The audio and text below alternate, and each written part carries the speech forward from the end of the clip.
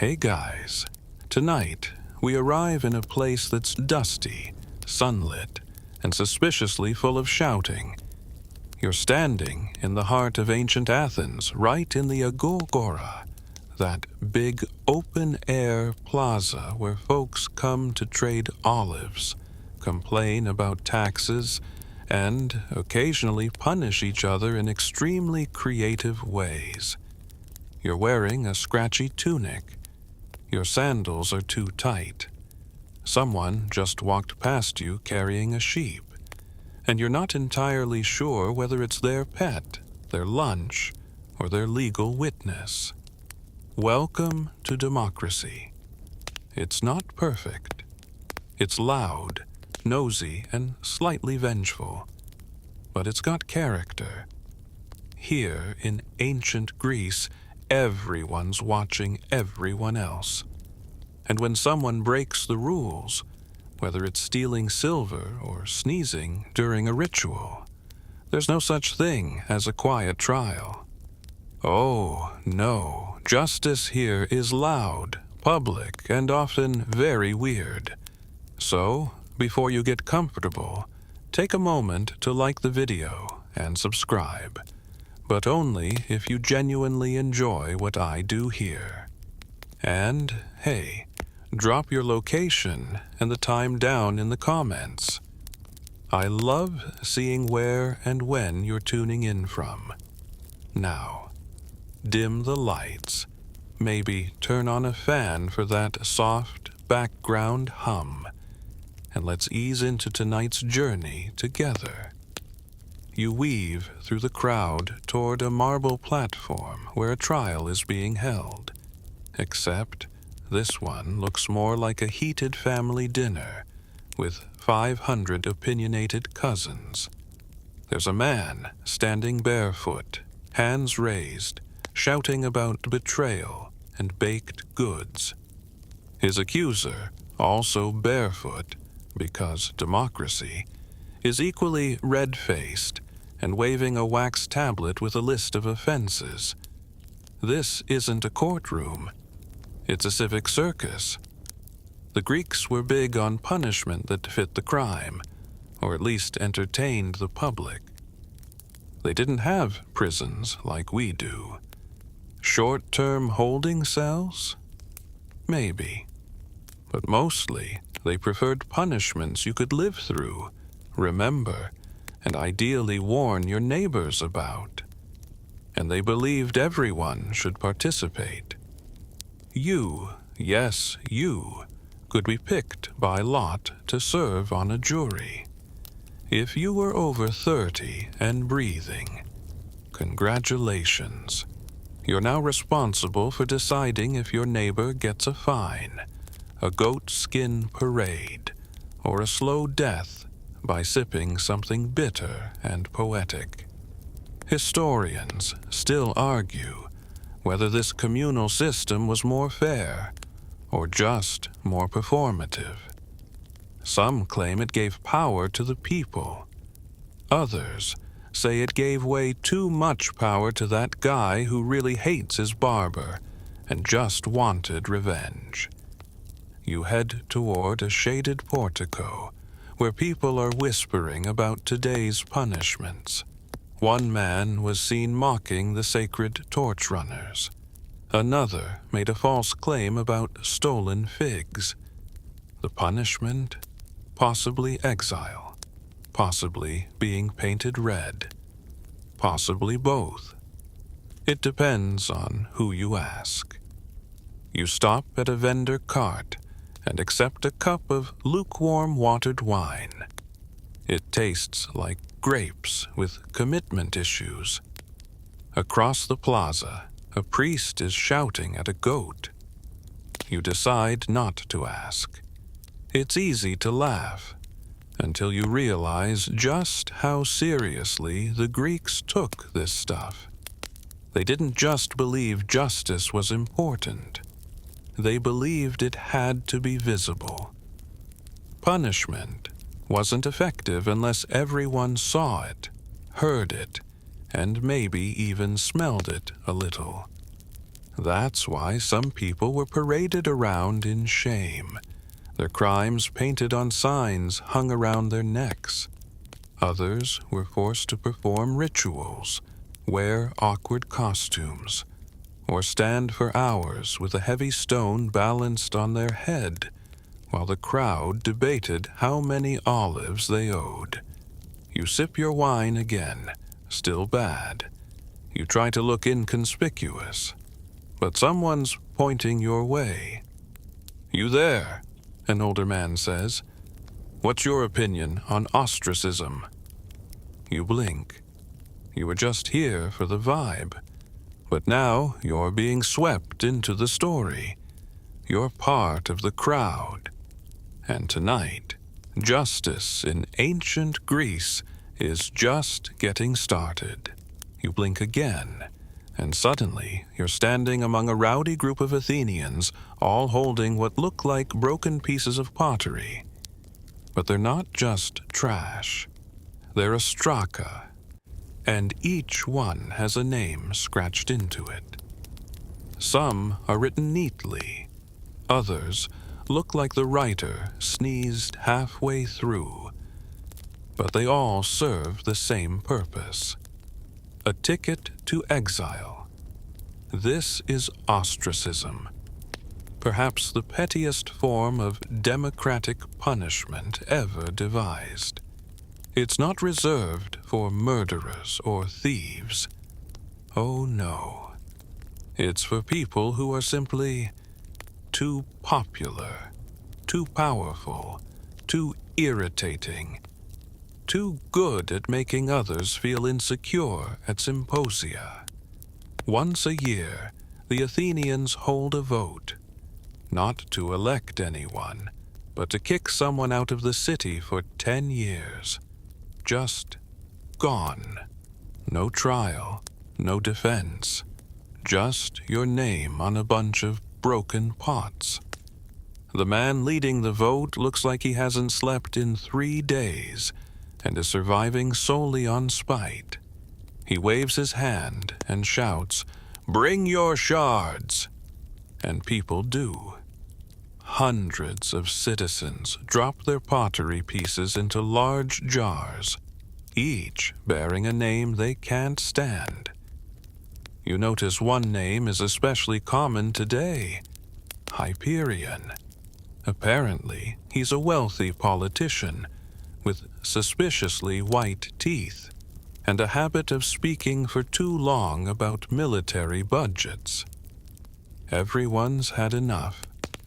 Historians still argue whether ostracism truly helped the city, or just let Athens collectively ghost people they didn't like. Some say it was a smart way to prevent tyrants from rising. Others think it was the ancient version of blocking someone on social media, but with a 10-year penalty and fewer cat memes. You lean over to examine the pile. There's something strangely elegant about the cracked pottery. Some even have little decorative borders, because if you're going to send someone into exile, you might as well do it with style. The votes are counted. Hyperion's name appears over 6,000 times. He shrugs, surprisingly calm for someone about to be evicted from his entire life. Maybe he was expecting it. Maybe he's just happy to take a break from committee meetings. He's escorted to the city gates with a bundle of clothes and an annoyed goat. No prison, no shackles, just a civic goodbye, don't come back for a decade. And here's the weird twist. Ostracism wasn't even always used. Some years, the Athenians would hold the vote and decide no one deserved exile that year. Other times, they'd gang up on someone like Hyperion for being mildly unbearable at dinner parties. There was no trial, no lawyer, just democracy doing what it does best, expressing collective annoyance with pottery. You glance around nervously. It's not hard to imagine your name winding up on a few shards if you make the wrong joke in the wrong place. You smile politely at a woman sharpening her stylus and back away slowly. As Hyperion disappears down the road, his tunic fluttering in the breeze, a few kids chant a goodbye song. It doesn't rhyme. It's mostly just yelling, but the sentiment is there. Then, just like that, life in Athens moves on. The agora hums again with chatter. People head back to their stalls, their homes, their debates about whether figs are better than dates. And the pile of ostraka? It gets scooped up and buried like a time capsule of civic irritation. You sip your watered wine and think, 10 years is a long time, but hey, it beats losing an ear. You step aside as a new man pushes forward. He's got shifty eyes and glitter on his sleeves. "I didn't mean to curse the olive tree," he insists.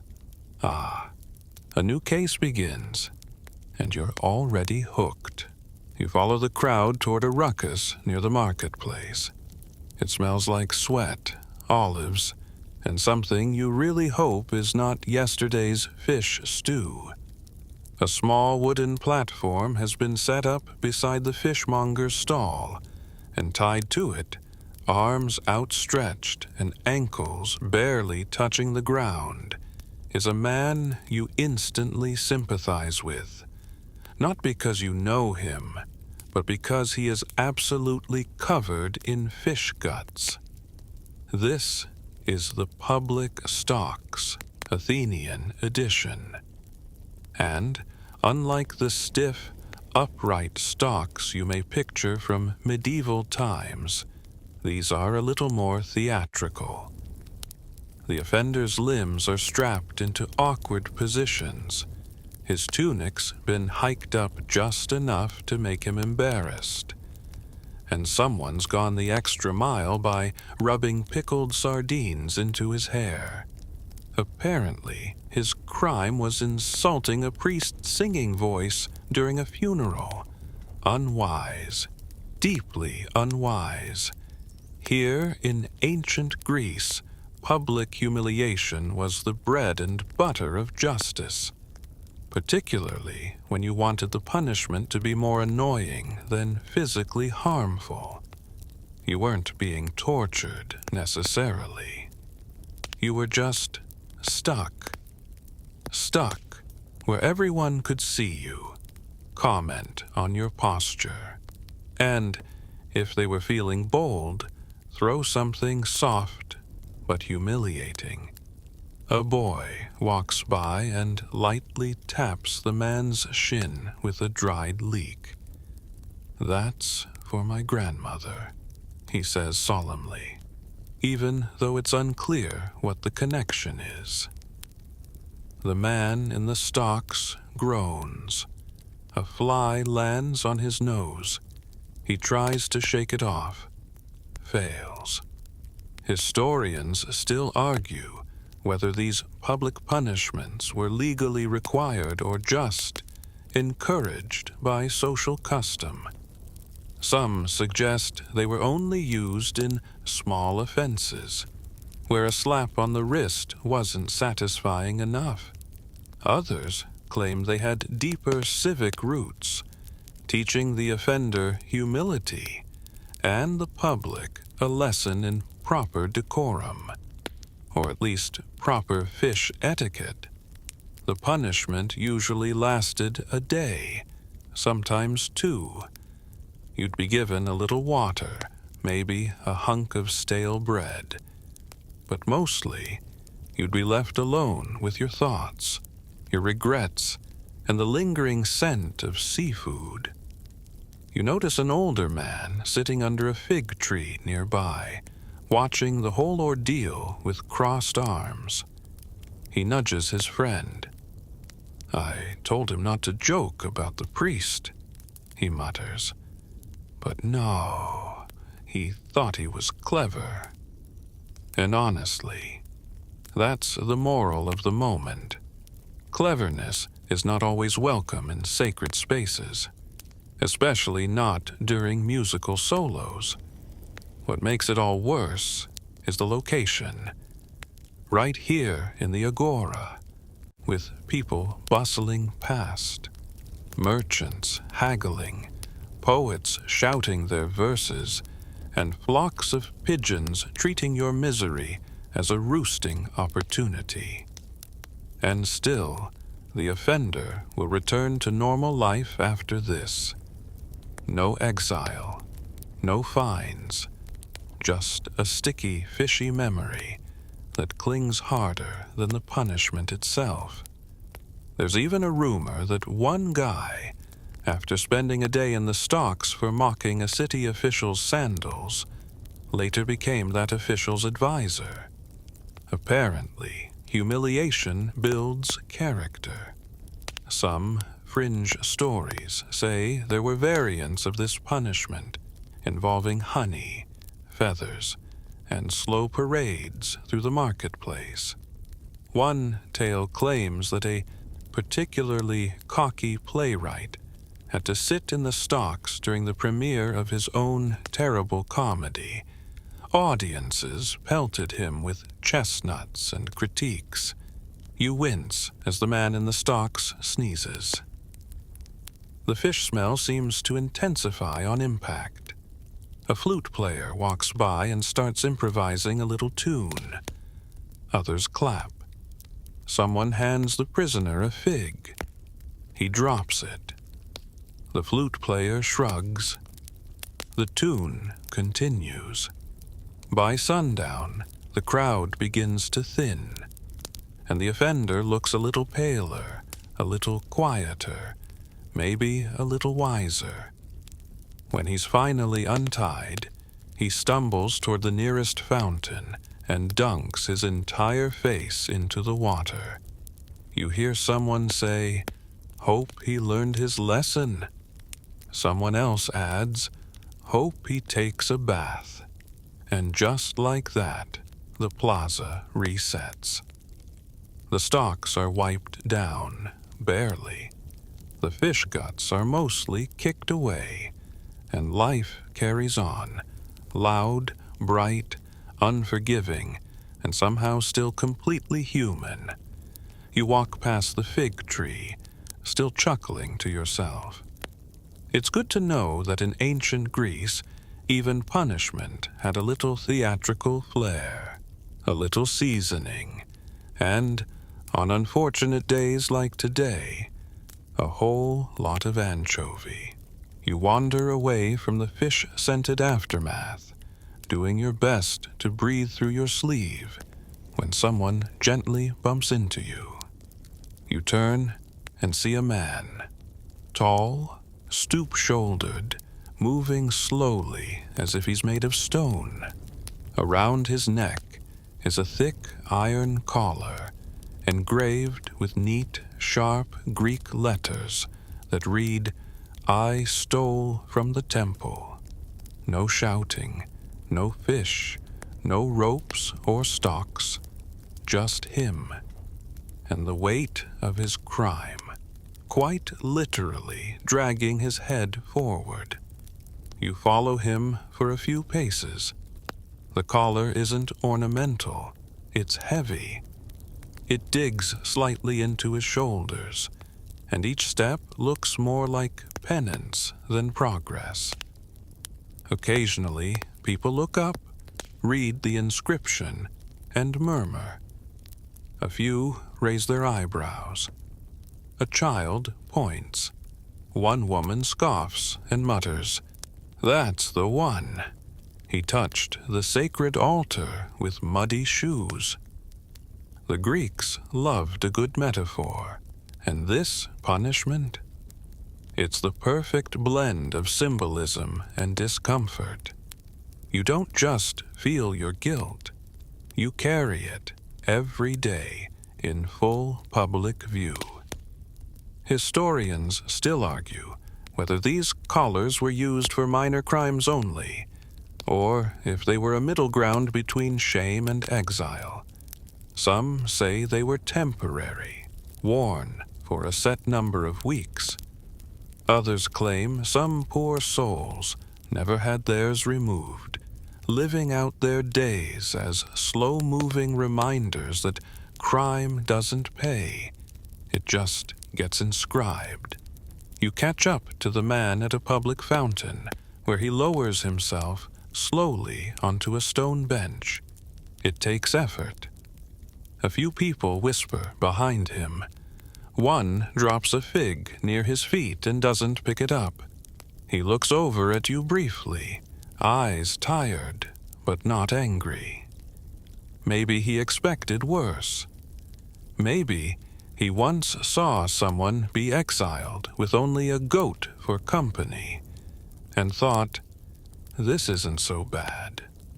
The collar gleams dully in the sun. It's not flashy, just iron, just words. But those words do the heavy lifting. You hear about another variation of this punishment. Criminals who had their offense tattooed or branded on their forearms instead. Letters burned in with hot irons. Brutal, yes, but effective. One poor man caught impersonating a priest had liar seared into his bicep. Every summer, when the tunics got shorter, so did his social radius. There's something strangely peaceful about the collar punishment, though. No one throws anything. No guards shout. The shame speaks for itself, resting quietly on the offender's back like an unwanted halo. And maybe that's the point. Not every punishment needs drama. Sometimes it just needs presence, a reminder that lingers in the corners of society, glinting in the sun, whispering softly, "Don't do what I did." You continue walking, passing another man with a similar collar. His inscription reads, "Cheated at weights." You pause. His scale stall is still open. People still buy from him, but they count their change twice. Some say the collars became less about punishment and more about social filtration. You'd know who to trust and who to smile politely at while clutching your purse just a bit tighter. And yet, there's a kind of forgiveness woven into it. The punishment is visible, but it doesn't banish you. You remain part of the community, just slightly off-center. Back in the agora, you hear two men arguing over whether a collar is worse than stocks. One says he'd rather be fish-covered for a day than carry shame for weeks. The other mutters, "At least you can walk to dinner with a collar." You sit on a bench, thinking about how justice in ancient Greece wasn't just about consequence. It was about choreography, about making sure everyone saw the dance of guilt and learning. And as the sun dips a little lower and the shadows stretch like thin fingers across the plaza, you spot the iron-collared man again. This time, he's helping an old woman carry a jug. Maybe he's still trying to earn his way back to neutral. Maybe that's all any of us ever really do. You leave the marketplace, still thinking about those iron collars, and soon find yourself in a quieter part of town. The breeze is soft here, rustling through olive trees and carrying with it the scent of baked bread and something faintly herbal. Possibly thyme, or maybe just your imagination pretending it's time because it sounds more poetic. You round a corner and freeze. Before you stands a tall wooden wheel. upright and mounted on a post. Tied to it is a man, slumped but awake, his face sunburned and his tunic torn. His wrists and ankles are bound in a twisted sort of X, and the wheel creaks every time he shifts, which isn't often.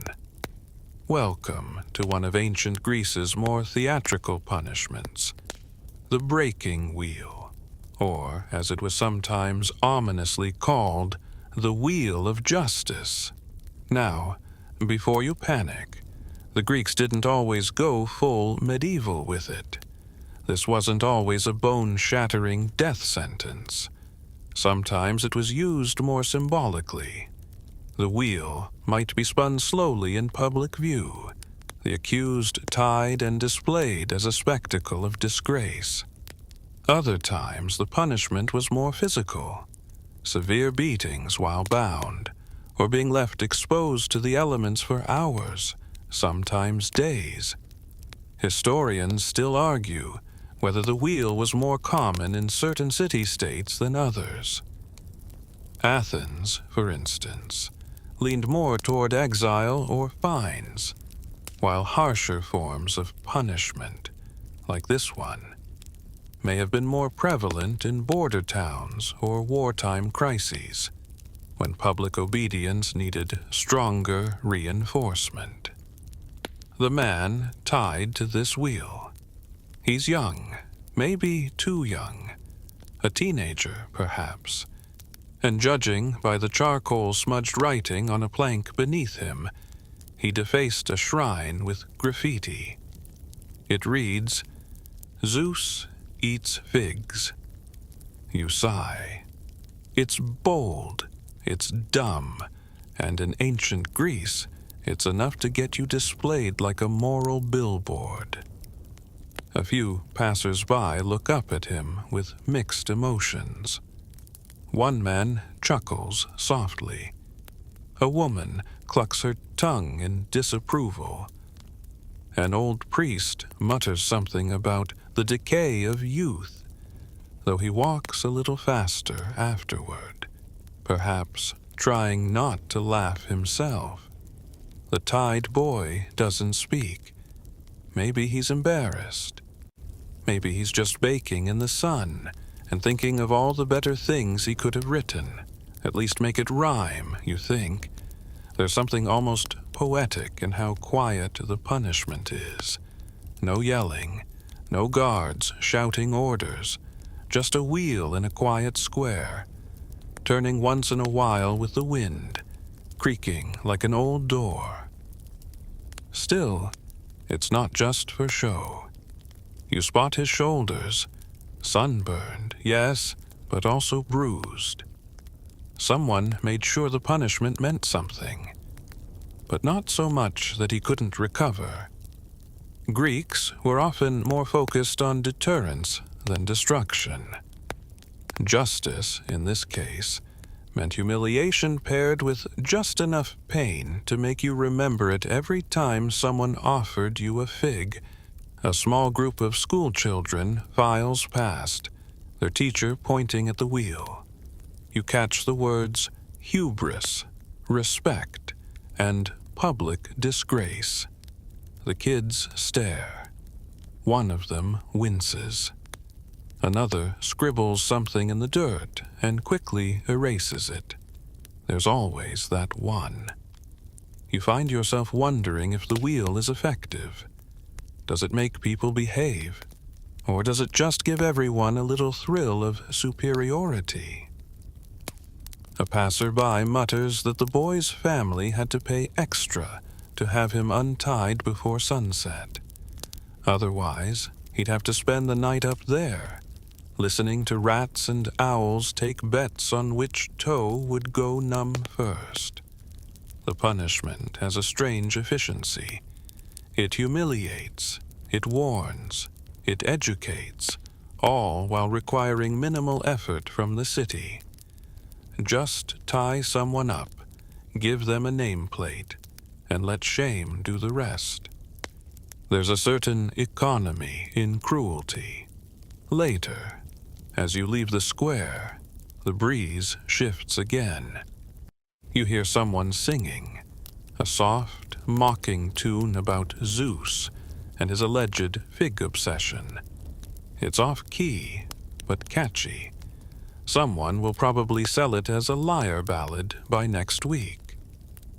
That's another thing about Greek justice. Even punishment became culture. Stories were told, lessons absorbed, and sometimes even dumb graffiti became part of the neighborhood folklore.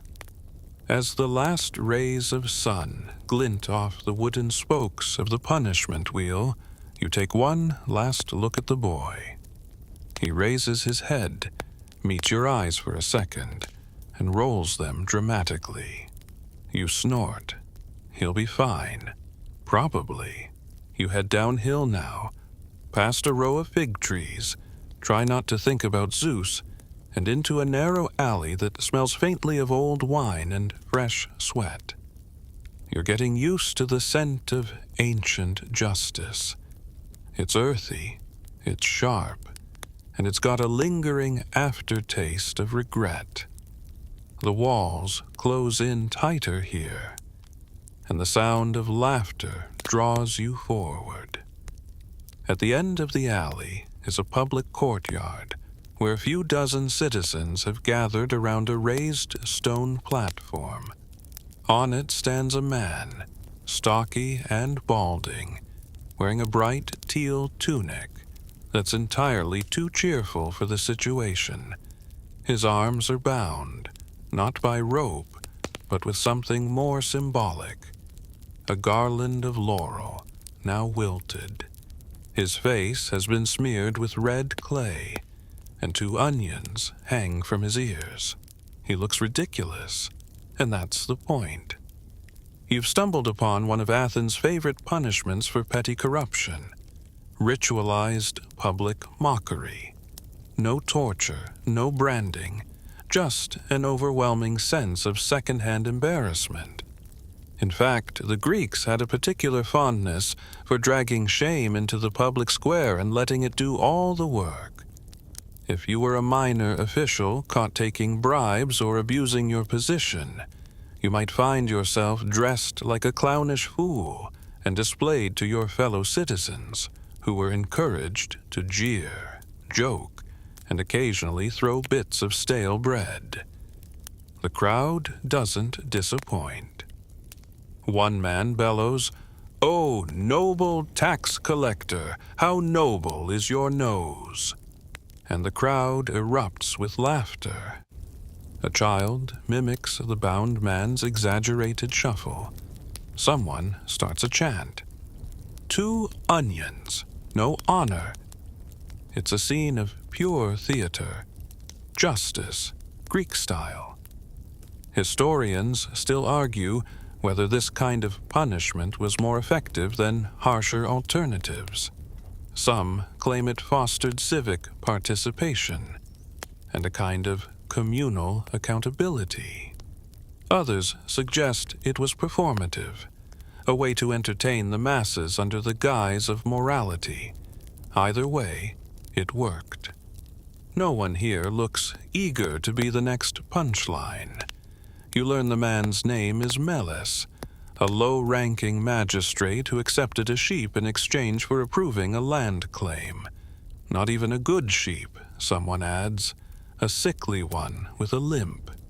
That makes the joke funnier, somehow. His punishment? 3 hours on the platform, during which anyone can hurl mockery, stale food, or poetry at him. And yes, someone brought poetry. A wiry woman stands on a stool and recites a biting verse that rhymes sheep, cheap, and creep. You quietly applaud. Greek punishment often leaned into spectacle. The idea wasn't just to penalize wrongdoing. It was to reassert the values of the polis. The city-state had an image to maintain, and humor humiliation, and symbolic ritual played their part. You didn't just pay a fine, you paid with your pride. Melis tries to keep a stoic face, but you see the cracks, a twitch, a flushed cheek, the way he refuses to look at the old man waving a particularly lumpy onion in his direction. The performance has layers, like the onions. You're laughing, yes, but there's also a weird sense of justice being served. The Greeks didn't just punish for punishment's sake. They wanted the offender to be remembered, and for every passerby to be reminded what not to do, a fringe detail. In some cases, the public was allowed to vote on whether the punishment had gone far enough. If they felt the shame wasn't severe enough, the sentence could be extended, or the crowd might demand a song from the accused, a humiliating serenade about their crimes, sung in a wobbly falsetto. Ancient Yelp reviews, basically. The sun creeps lower, casting long shadows across the courtyard. You find yourself imagining Melis going home after all this, face still streaked with clay, ears smelling like soup ingredients. Would his neighbors laugh? Would his wife speak to him? Would his goat judge him? Probably. You start to appreciate the clever cruelty of the system. It didn't just punish the body, it attacked the ego. And in a society where honor and reputation were everything, that could be far more painful than a beating.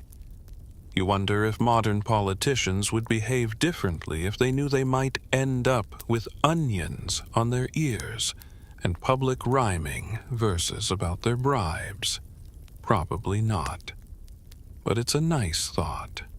The crowd begins to disperse. Someone hands Melis a cloth and unties his garland of shame. He steps down, head low, and slips through the side alley without a word. But the damage is done.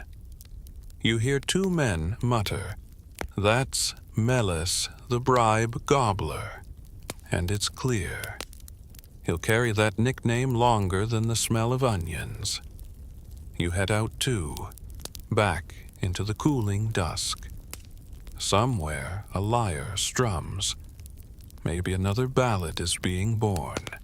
You don't know whether justice was truly served today, but you do know this: no one will ever forget Melis, or what not to do with a sheep. You leave the alley behind, still chuckling about Melis and his onion-draped dignity.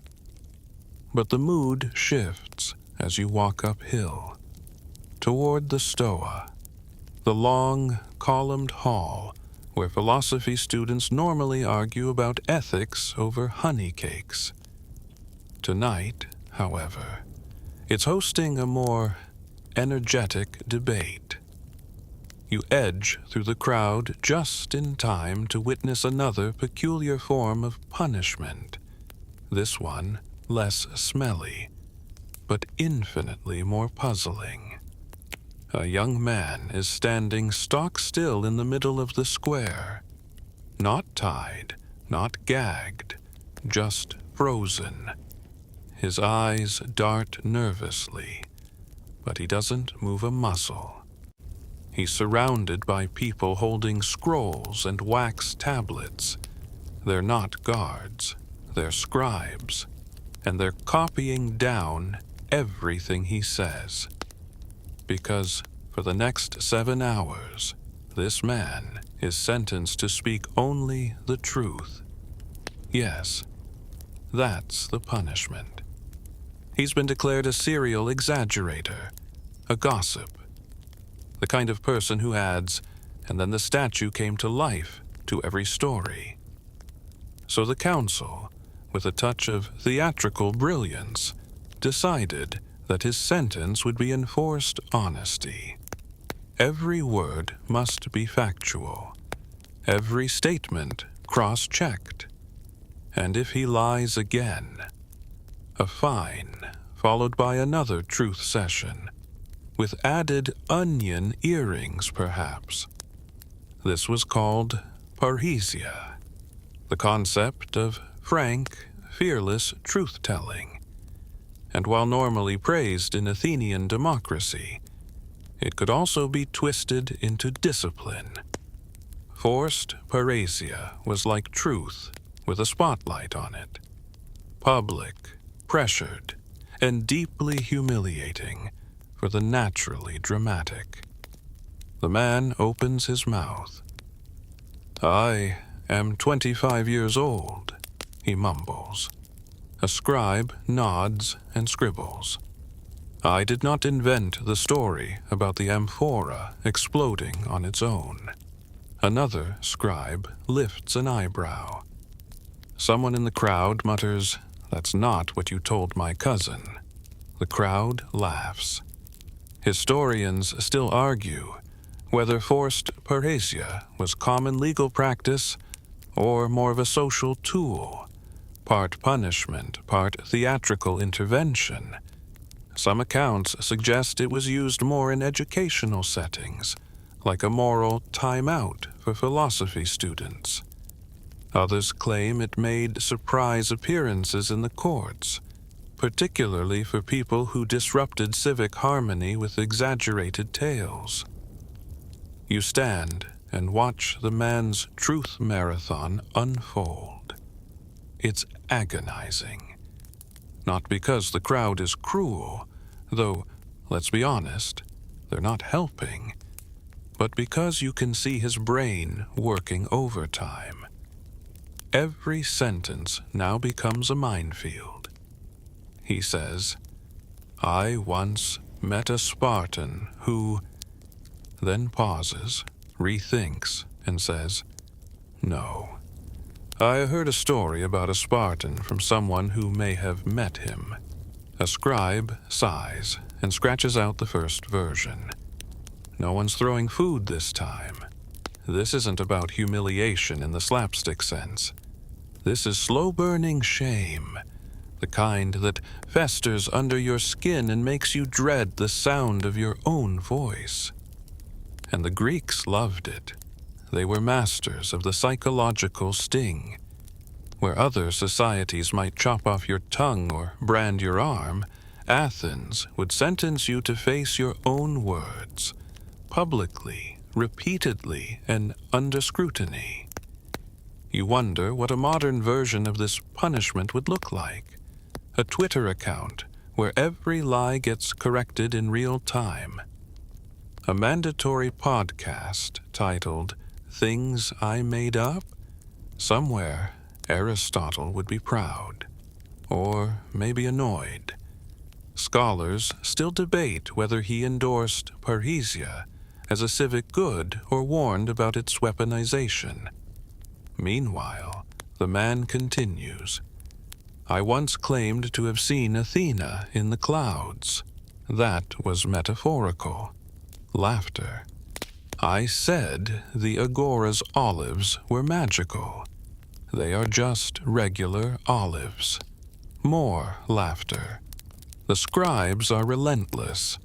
One even sketches little notes in the margins, tiny doodles of olives with frowny faces. Eventually, the man breaks. "I said I was descended from Heracles," he whispers. "I am not. I am descended from a fisherman named Nikos, who once caught a boot. Even you feel that one in your chest. But here's the twist. Once the session ends, he bows. The crowd claps, and someone hands him a cup of wine. Because the punishment, while painful, also serves as a strange form of reintegration. Truth-telling is hard. Admitting mistakes is harder. And doing it publicly, while being cartooned in the margins of a wax tablet. That's practically heroic. As he walks away, someone pats him on the back. "Next time," they say, "just say you saw an owl." People believe owls. You shake your head and keep walking. This is starting to make the hot iron look gentle. You pass a girl humming a tune about paresia punishments, set to the melody of a lullaby. Tell the truth, word by word, or get mocked by the herd. Greek kids, honestly terrifying. You stop near the fountain, the skies deepening, stars peeking through the inky blue. Another punishment done, another soul slightly more honest. Maybe. You stretch your arms, sip from your water skin, and think. In ancient Greece, even words can get you into trouble. But sometimes, words can get you out of it too. You pass the fountain, cool mist brushing your face, and head toward a quieter part of the agora. The stones here are smoother, worn down by centuries of philosophical pacing and dramatic sighing. Just when you think you've earned a moment of peace, a crowd gathers again, not for another truth marathon, but for something far more sartorial. Tonight's featured miscreant, a man named Demetrios. His crime? Mocking a priest in a public square using an extremely unflattering impersonation. High-pitched voice, exaggerated limp, a wildly flapping robe made from curtain scraps. The crowd had laughed. The priest had not. And so Demetrios is sentenced to one of the more creatively petty punishments in the ancient Athenian toolbox, forced cosplay. For the next 10 days, Demetrios must wear a ridiculous version of the priest's robes, sewn inside out, adorned with chicken feathers, and dyed a muddy shade of green that screams discount lettuce. He's also given sandals 2 sizes too big, which squeak with every step. The goal isn't just mockery, it's self-parody. You made fun of someone's dignity. Now you become the joke, publicly, with accessories. Historians still argue whether this form of garment punishment had official backing or was simply a community-driven humiliation ritual. Some suggest that Athenian democracy occasionally sanctioned such sentences as part of their emphasis on civic respect. Others think this was more of a marketplace invention, a punishment by popularity. Either way, it's hilarious. Demetrios shuffles past you, arms stiff at his sides like he's afraid the feathers might attack. A group of children follows, clucking softly. Someone offers him a decorative staff made of celery stalks. He declines. To his credit, Demetrios tries to walk with pride.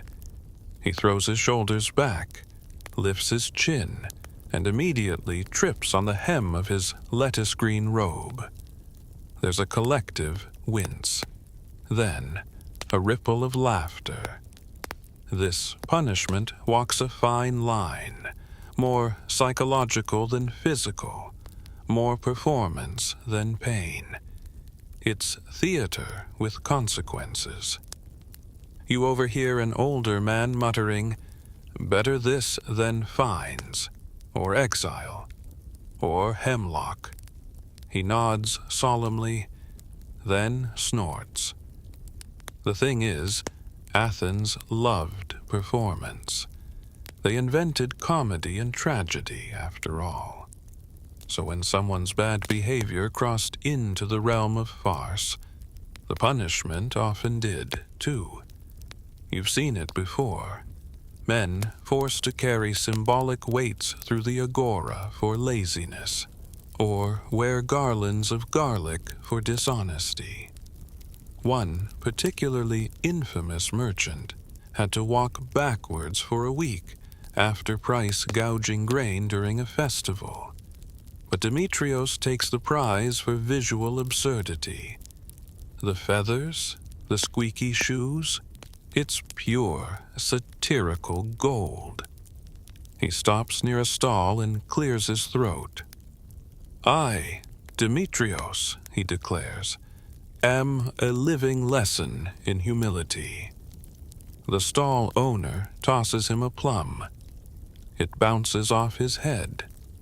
Somewhere in the distance, a chorus begins composing a ditty about him. Feathered like a fowl, but wisdom he did foul. A side note, the Greeks had no shortage of choral revenge. Local playwrights were often commissioned to write short, mocking songs about recent public embarrassments.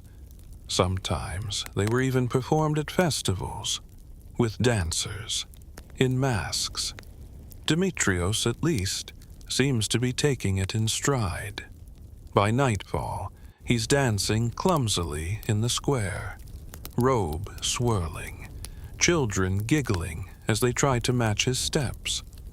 You're not sure if this is justice or just really well-executed public shaming. But hey, it works. People talk, they remember. And next time someone feels the urge to impersonate a high priest with limp and lisp, they might think twice. You find yourself smiling, not because the punishment is cruel, but because it's clever. It doesn't destroy, it teaches. Through ridicule, yes, but also resilience. And weirdly, it sort of works. As Demetrios bows at the end of his accidental performance, someone claps. Then another. Soon, the whole square is clapping. Because in Athens, even a punishment can end in applause. As you head back toward the long steps of the temple, you wonder what punishment might await you someday. Hopefully, not involving feathers. You glance up at the marble gods above, their stone faces unreadable. They've seen worse. They've probably worn worse. Your final thought, as the wind tugs at your cloak? Next time you laugh at someone else's punishment, remember the squeaky shoes. You settle on a worn stone ledge under the shadow of the temple portico, thinking that perhaps now, the city has run out of creative ways to embarrass people. But then, as if on cue, a commotion arises near the gymnasium. It's not the grunting of athletes or the usual poetry recitations. It's louder, angrier. You stand, stretch your back, and follow the rising tension like smoke from a fire. Turns out, it's a case of fraudulent flattery. Yes, you heard that right. A man named Nicandros has been buttering up a visiting magistrate for weeks, offering wine, praising his sandals, complimenting his very average poetry. But behind the magistrate's back, Nicandros called him a goat-faced dullard with the wit of a rock. Someone overheard. And in Athens, public deception, especially involving politics, was a serious offense. So now, Nicandros is being punished in a distinctly Greek fashion, the echo chamber. Here's how it works. For one full day, Nicandros must sit in the center of the agora, surrounded by actors who repeat everything he says, but louder and more dramatically, and with absurd hand gestures. He says, "I was only being polite." They respond, "I was only being polite," with exaggerated bows and fluttering eyelashes. He mutters, "This is humiliating." They shout, "This is humiliating," while falling to their knees in mock despair. You can't help it. You laugh. So does the crowd. This punishment isn't about pain. It's about truth distortion. A fitting sentence for someone who twisted words to gain favor. Now, every word he utters becomes a performance, and every audience member learns. In Athens, speech is sacred, and misusing it has consequences. Historians still argue whether this punishment was officially sanctioned or simply a citizen's invention that gained popularity. Some believe it was a tool developed by satirical playwrights for festival jesters.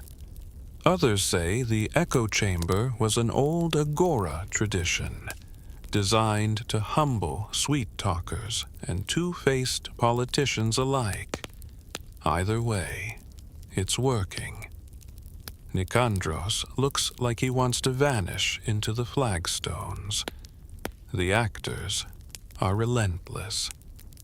One of them, in saffron robes and a mock laurel crown, follows Nicandros even when he tries to take a drink of water. "I need a break," Nicandros says. "He needs a break," shouts the actor, flinging imaginary tears. It becomes something of a spectacle. Children gather with snacks. Merchants take a brief pause from haggling. A chorus of mocking voices dances through the streets. You sit back down, marveling at how playful and yet precise this punishment is. It doesn't physically harm Nicandros, but it chips at his vanity, strips down his carefully curated persona, and forces him into honest silence. Because if everything you say becomes theater, sometimes the only safe thing to do is say nothing at all. You remember other stories like this. A man once sentenced to spend a day repeating only what others told him to say, a reverse echo, if you will. Another time, a woman caught spreading false gossip had to recite contradictory rumors about herself from a scroll until her voice gave out. The crowd, as always, loved it. It's the Athenian way. Words matter. Oratory is a weapon, and misusing it is like pointing a blade at your own foot. Nicandros, to his credit, is trying to laugh now. He waves half-heartedly to the crowd, and the echo actors respond with an operatic bow. Someone tosses him a flower. Someone else throws a fig. Later that evening, you see him again, this time quiet, contemplative, leaning against a pillar with his hands tucked under his cloak. No actors in sight, but his voice gone. He hasn't said a word in hours. Whether out of choice or exhaustion, it's hard to say. And that, perhaps, is the whole point. In a city where every citizen has the right to speak, Athens also teaches that speech must carry weight, integrity, purpose, sincerity. Not just flattery, not just noise. As stars blink above the Acropolis, you imagine the gods listening in on every whispered word, every boastful claim, every clever insult and desperate plea. They, too, might be echoing us, just louder, just more divine. You hum a little tune, something from earlier in the day. Feathered like a fowl, you whisper, and in your mind, an invisible chorus finishes the line. Nicandros walks by you one last time. No words, just a nod. You nod back. No echo needed. You wake the next morning to a strange sound echoing through the marble streets, clanging bells, but not the usual temple chimes. No, this is faster, more erratic, and it's followed by a high-pitched whimper. You can only describe as the sound of someone being profoundly uncomfortable in public. You wander toward the source and find a man being led through the agora wearing, well, less than ideal. He's been caught committing public fraud, something to do with grain rations, fake weights, and a bribe involving a goat. And now he's being paraded through Athens wearing nothing but a wooden tunic. Yes, a tunic, made of actual wood. 2 planks form the front and back, tied tightly with scratchy rope. There are holes for his arms and head, but no grace. He waddles like a duck trying to outrun a chariot, and every movement makes the entire thing creak like a ship in a storm. His knees knock together. His face is redder than pomegranate juice. The crowd, delighted. In ancient Greece, public ridicule was a favorite seasoning for justice, and the wooden tunic, sometimes called the kolophos, was one of their finest recipes. The point wasn't just to humiliate. It was to restrict. This man can't sit. He can't lie down. He can barely breathe without bumping into his own punishment. For the rest of the day, he'll shuffle past laughing schoolboys, scolding old women, and vendors shouting, "Watch your step! Don't bump the olive oil!" Historians still argue whether this punishment had roots in earlier tribal rituals, or if it emerged purely from Athens's flair for physical comedy. Some claim it was imported from Thrace, where wooden garments were used for ritual penance. Others argue it was simply an Athenian invention, made by someone who once lost a debate and thought, "Next time, I'll make them wear a tree." The wooden tunic wasn't always used for fraud. Sometimes it was punishment for persistent interrupting in public forums. Yes, if you kept heckling during a speech or shouting down your opponent, you might find yourself encased in oak and wishing you'd stayed quiet. You follow the procession a bit longer, listening to the clatter of timber and occasional squeak of rope. Children toss pebbles, not to hurt, but to hear the satisfying thunk. One even draws a little owl on the back of the tunic, symbol of Athena, goddess of wisdom, now watching over a very foolish man. You imagine trying to wear something like that today. Wooden jeans, a pine branch hoodie, a sandal made entirely of driftwood. The punishment suddenly feels more innovative than ridiculous. Eventually, the wooden-wrapped fraudster reaches the end of his route, a small public fountain where he's allowed to kneel, carefully, and sip water through a straw, his face hovering inches from the stone rim. It's awkward, it's humbling, and yet, somehow, poetic.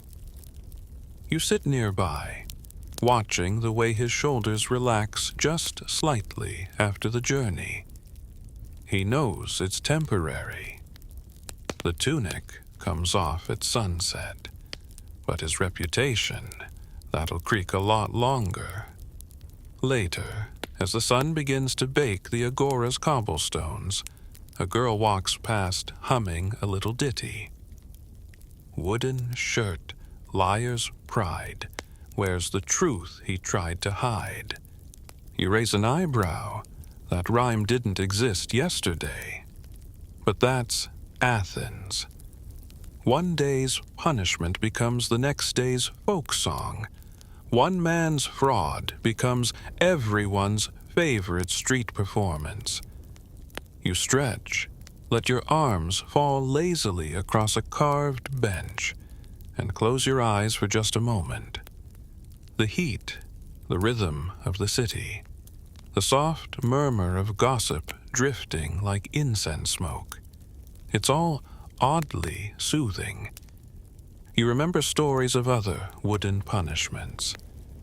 In Delphi, a thief was once strapped into a hollow log and rolled downhill. In Sparta, they simply tied a lyre to a tree, then planted it. One scholar insists this was a metaphor. Another swears it's literal. Either way, the idea was clear. If you lie, you become wood, unmoving, unchanging, a warning on two legs. The sun dips lower. The man in the tunic is released at last. He stumbles out, arms limp, back stiff, looking like someone who just emerged from inside a barrel of shame. And yet, there's applause. Light, polite, slightly sarcastic applause. But applause nonetheless. Because he served his sentence. Because the wood came off. Because tomorrow he'll walk the streets again, lighter and perhaps a bit wiser. Or at least less prone to fiddling with goat-led bribery schemes. You chuckle. The Greeks may have invented democracy, but they also invented some very peculiar ways to keep it honest. And honestly, you're here for all of it. You're barely a few streets away from the wooden tunic incident when you spot something else drawing a crowd, this time around the steps of a modest temple.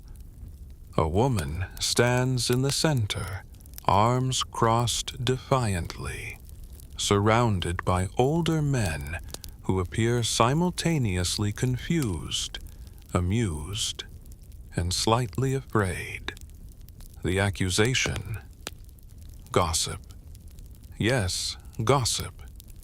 Specifically, spreading unverified claims about a councilman's secret lover, a temple fund mysteriously missing 2 jars of honey, and a supposedly haunted statue that winked at night. Now, in many places, this would get you an eye roll or a stern talking to. But in ancient Greece, sometimes you got a donkey mask. No, not a metaphor. A literal, full-head, oversized donkey mask made of painted clay or carved wood, complete with lopsided ears and exaggerated teeth. She's being fitted with it now, and it wobbles a bit on her shoulders as someone adjusts the straps. It smells faintly of old fig paste and public shame. Why a donkey? Because in Greek symbolism, the donkey wasn't just a beast of burden. It represented stubbornness, foolishness, and occasionally a loud mouth. Combine that with a dramatic flair for public correction, and voila, you get a wearable warning label. Historians still argue whether the donkey mask was used more for actual justice or just as an outlet for civic theater. Some claim it was reserved for women who disrupted market harmony with talk too big for their sandals. Others believe it had roots in satirical plays and spilled over into real life. Either way, it was meant to humiliate, not harm. You glance at the poor woman, let's call her Thais the talkative, and see her shrug slightly under the heavy clay muzzle. She doesn't protest. In fact, she leans into it. She starts braying. Yes, loud, theatrical, exaggerated donkey noises, echoed by gasps and stifled giggles. She prances once in a circle and flicks her shawl like a tail. This isn't punishment. It's performance. And it works. The crowd laughs. The tension breaks. A priest smirks. Even the councilman she supposedly slandered waves a hand dismissively, as if to say, she's ridiculous, but harmless. Later that day, Thais is seen walking the agora with the mask slung over her shoulder like a trophy. People greet her with mock brays. She returns the sound like it's a secret handshake. You learn the mask only had to be worn for one afternoon, but its legend would linger. Children will chant little rhymes like, talk like a donkey, wear ears for a day, but lie to a priest and they'll take you away. Unclear what away means, probably not great. You imagine the modern version. Someone caught spreading rumors online. Sentenced to wear an emoji costume shaped like a shocked face and parade through town square. Not quite the same impact, though. That's the thing with Greek punishments. They were often designed to be remembered. They stuck to your reputation like wet olive leaves. They weren't about erasing crime, but about branding it with a story that others could repeat, mock, or turn into comedy. Even Plato, yes, that Plato, once grumbled that bad words breed faster than good ones. He wasn't wrong. Some say these punishments for gossip were disproportionately targeted at women. Others argue it was a social equalizer, mocking both rich and poor alike when they let their tongues wander too far. One eccentric scholar even insists the donkey mask evolved from a Dionysian ritual where actors wore animal heads to mock social order. Another claims it was just some potter's prank that caught on. You sit beneath a fig tree, watching Thais share wine with a few women nearby. One of them is sketching the donkey mask into a wax tablet. The other is suggesting decorative upgrades, maybe gilded ears, painted hooves. They're not ashamed. They're amused. Because in a city that valued speech as power, punishing speech with satire was a twisted kind of poetry. Later, as the sun slants golden over the rooftops, a small theater troupe begins rehearsing a comedy in the plaza. Guess who the star character is? A braying woman with a wobbly clay head. You watch as a teenage boy straps on a second donkey mask and mimics Thais's walk with perfect comedic timing. The audience roars. She curtsies from the sideline. In ancient Greece, reputation was everything. But sometimes the best way to protect it was to laugh along with the joke. You smile to yourself. Another bizarre slice of justice. Another clever way to turn punishment into parable. And honestly, you're kind of looking forward to the next one. You're still grinning at the memory of Thais the talkative, when a much less cheerful commotion draws your attention toward the city gates. A man is being dragged, though not roughly, by two burly attendants, each dressed in crimson chitons. The man's wrists are bound with thin rope, his tunic torn near the collar, and there's a faint expression of dread clinging to his face like humidity. The crime? Cowardice in battle. That might sound harsh by modern standards, but in ancient Greece, especially in places like Sparta or Athens, public courage wasn't optional. It was expected, practically required by law. And fleeing from the front lines, abandoning your hoplite comrades, or even hesitating to advance, that could mark you for life. Now, to be clear, not all cases of retreat were punished. Sometimes it was strategic, but sometimes, like now, it was considered outright shameful. The punishment: ostracism. Not exile in the dramatic, "you're dead to us" way, but more like a 10-year timeout. You're voted out by your fellow citizens, who scratch your name onto a pottery shard, called an ostrakon, and cast it into a communal jar. If enough people agree you're a danger, you're sent away. No jail, no trial, just gone. Historians still argue whether this system genuinely protected democracy or just weaponized popularity contests. Some say it kept demagogues in check. Others point out that it conveniently eliminated rivals before election season. Democracy with a sharp elbow. The man now, let's call him Themistocles, not that Themistocles, has been voted out not because of malice, but because fear was stronger than his shield hand. The vote was public. The shame even more so. The ostrakon shards from his case sit in a basket at the agora for display. His name is misspelled on half of them. A child nearby picks one up, squints, and mutters, "Timmy something." That's how history happens, awkwardly and slightly wrong.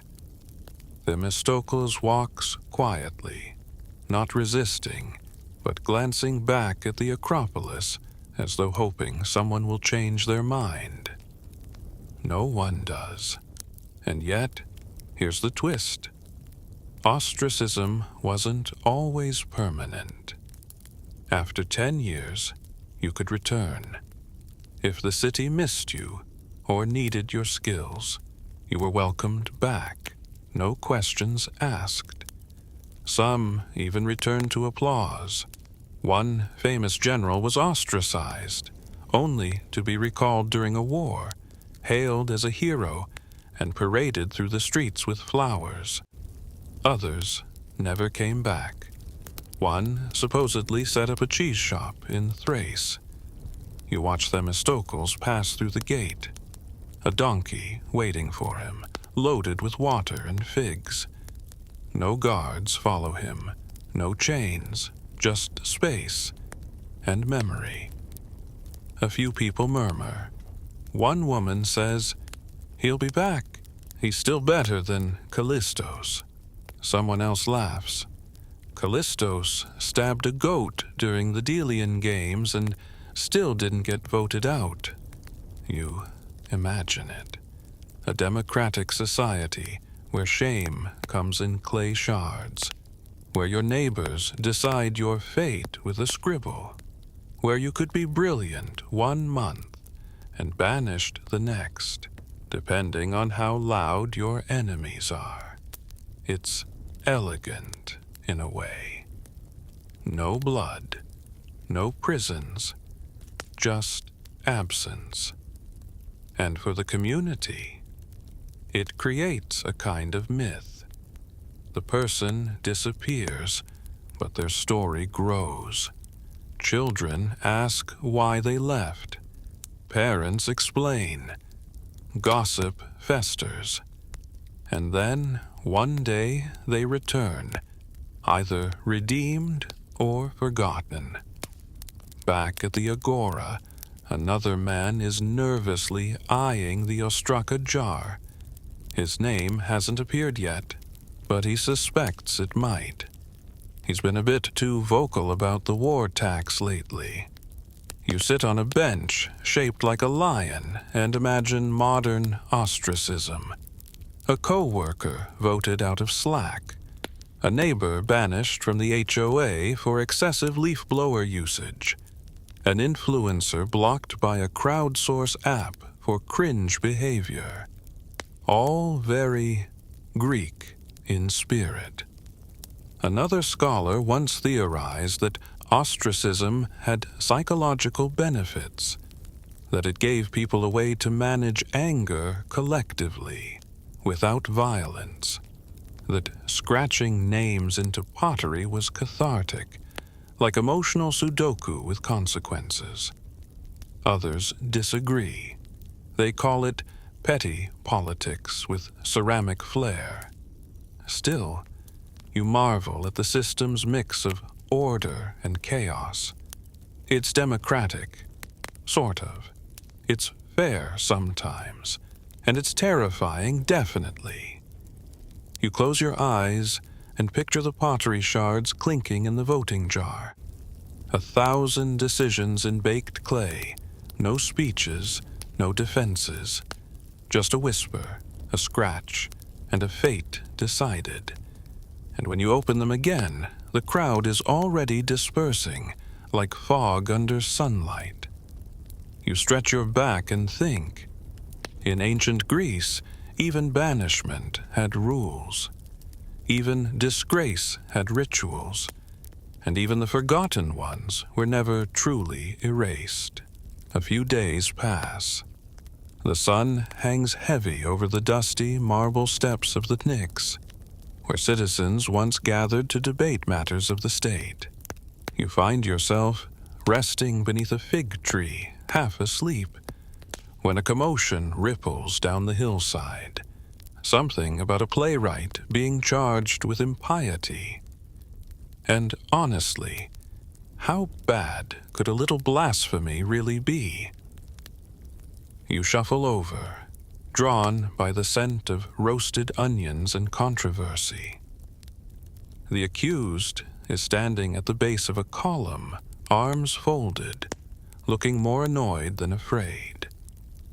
His hair is wild, his robe is stained with ink, and his sandals are held together with twine.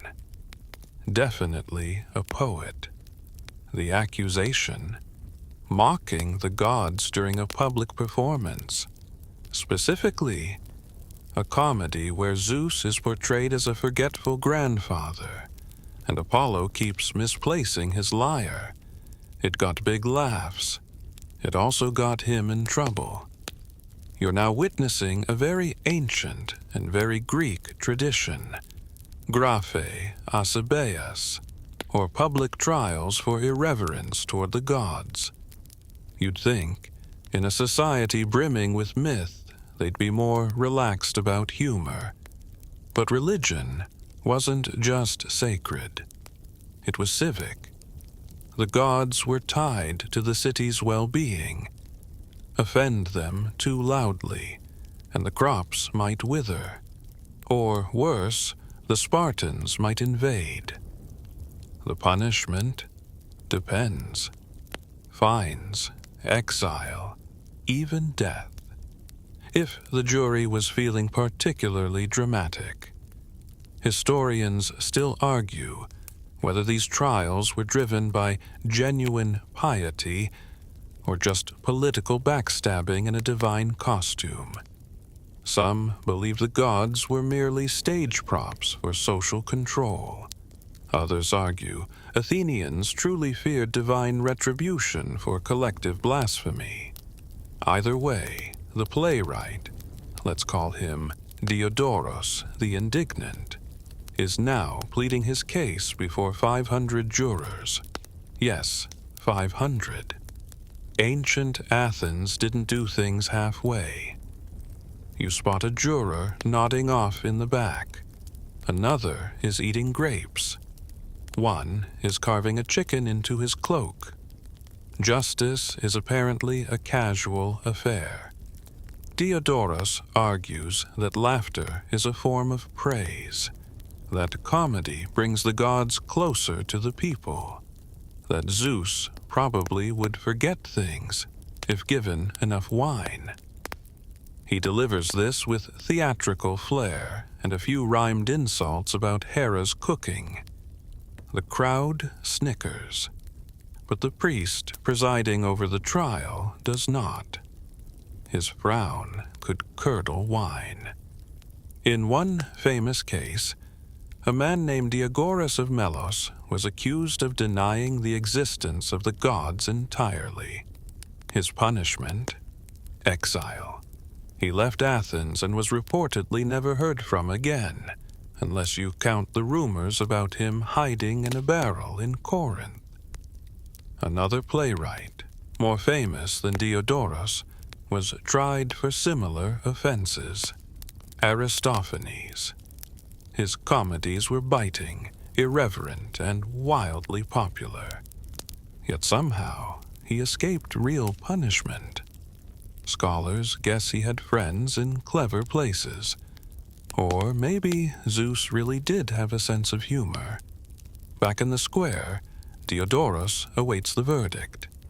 He chews his lip, eyes flicking nervously toward the urns where jurors drop their pebbles, black for guilty, white for not.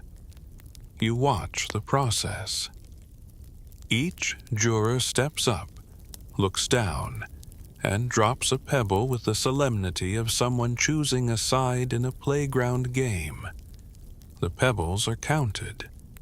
The result? Guilty. But the punishment is light.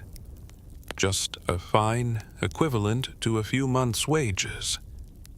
Diodorus exhales, relieved. He bows dramatically, says he'll write a play about this day. The priest scowls harder. Later that night, you catch a few lines from a tavern song, already circulating. Diodorus and the Pebble Trial is a hit in the making.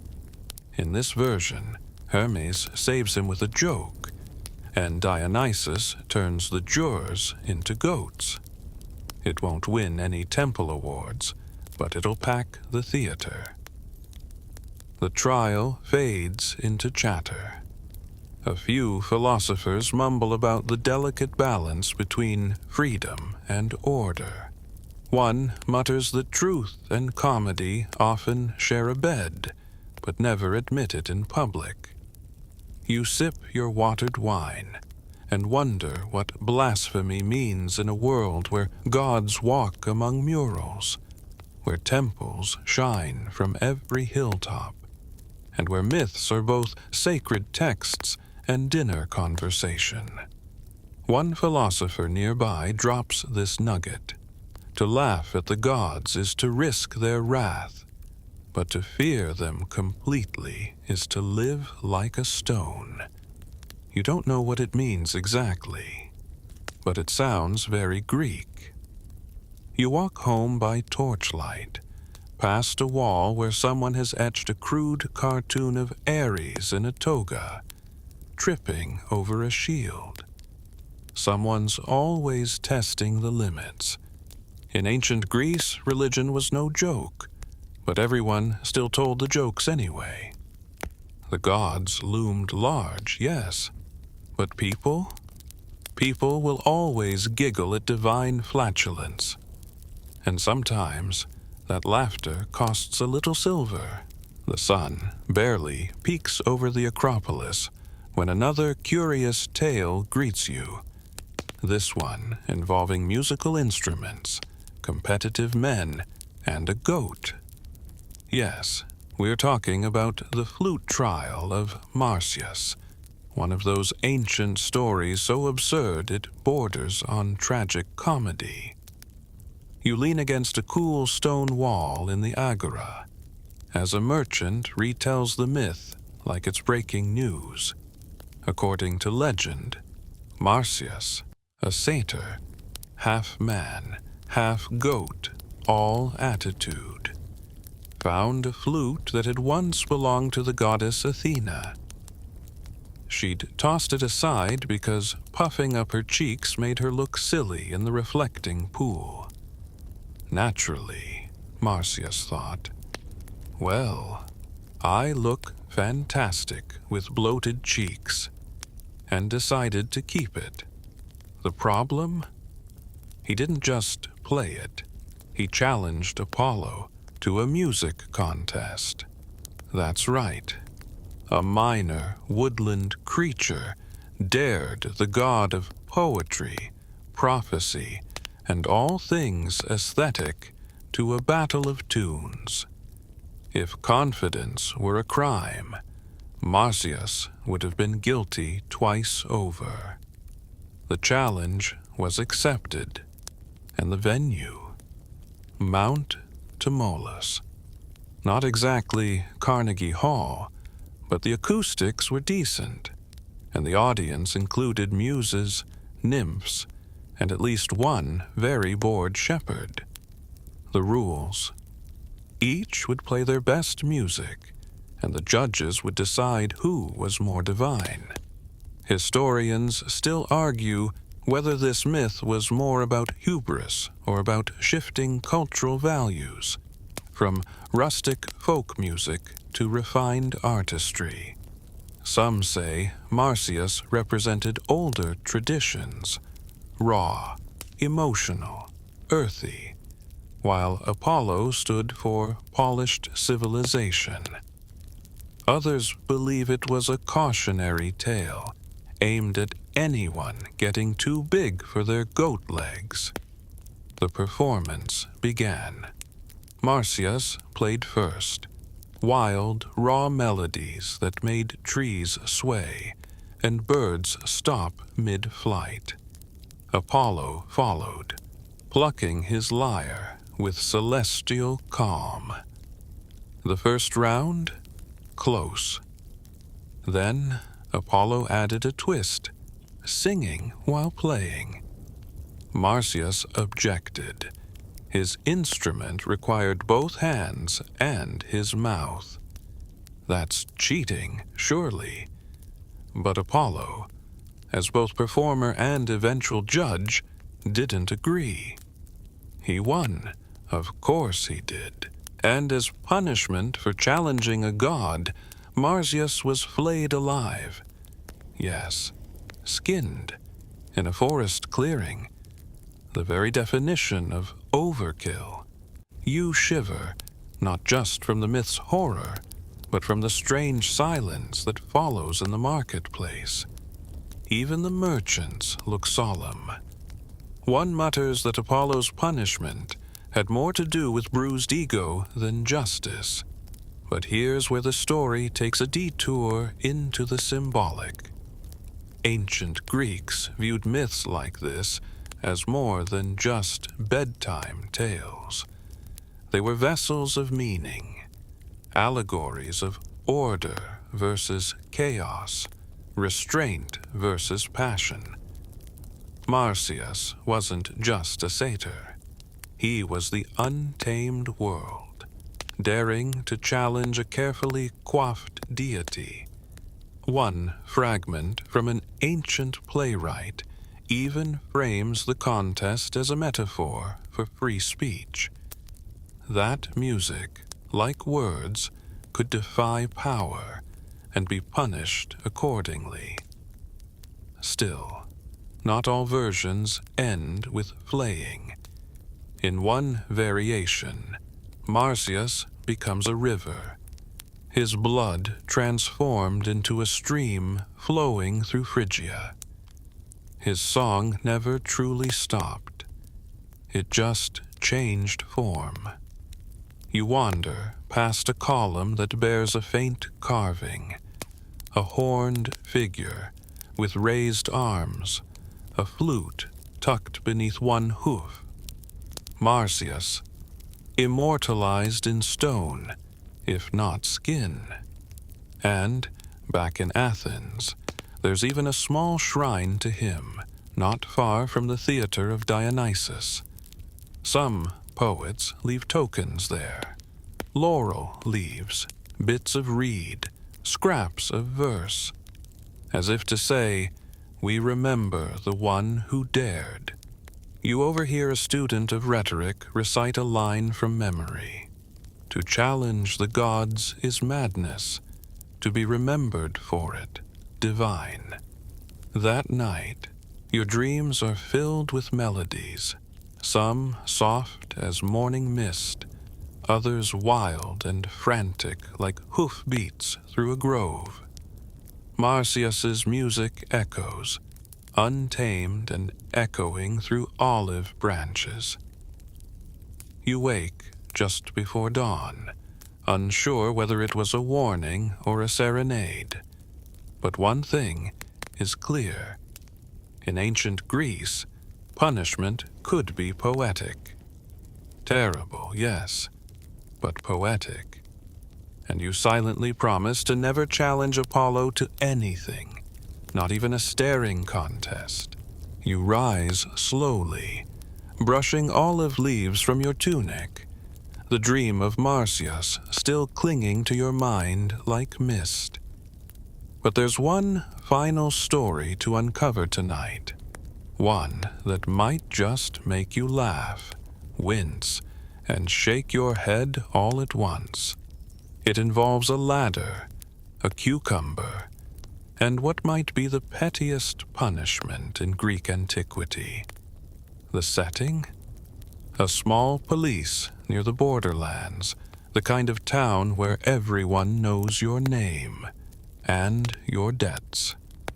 Here lived a man named Hegesippos, known more for his loud mouth than any actual skill.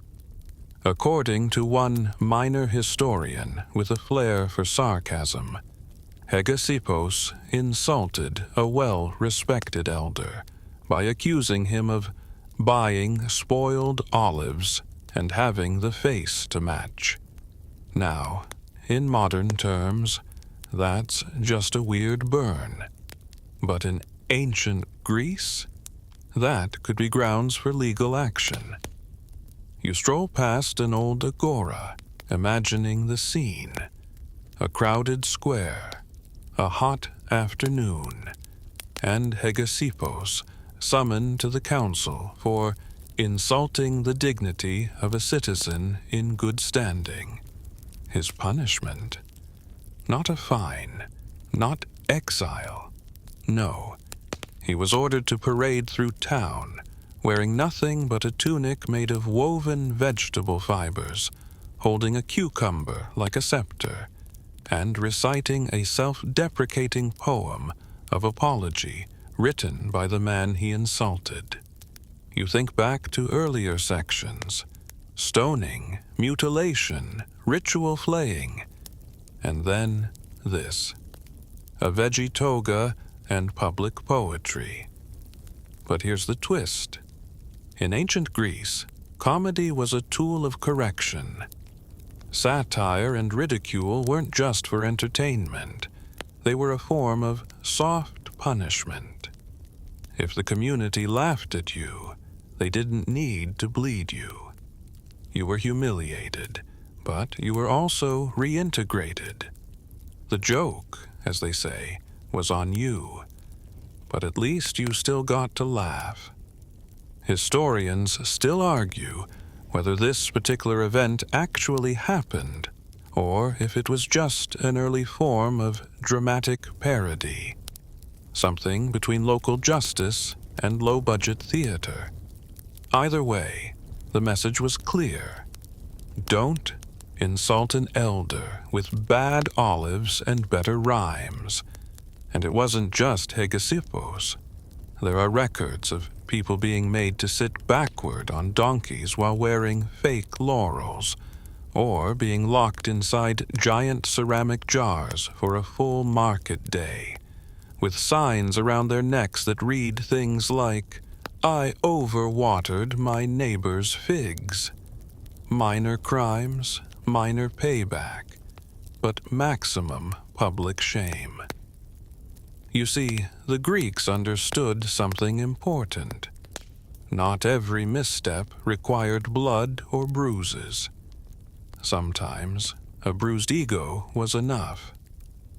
One particularly famous case involved a politician who kept spreading false rumors.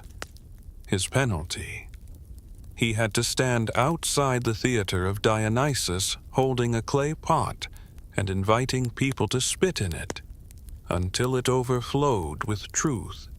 Somehow, that sounds both gross and effective.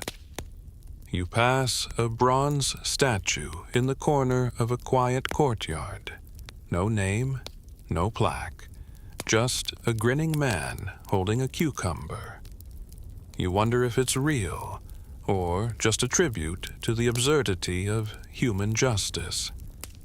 And as you sit beneath the night sky, the stars flickering like oil lamps on velvet, a strange peace settles in.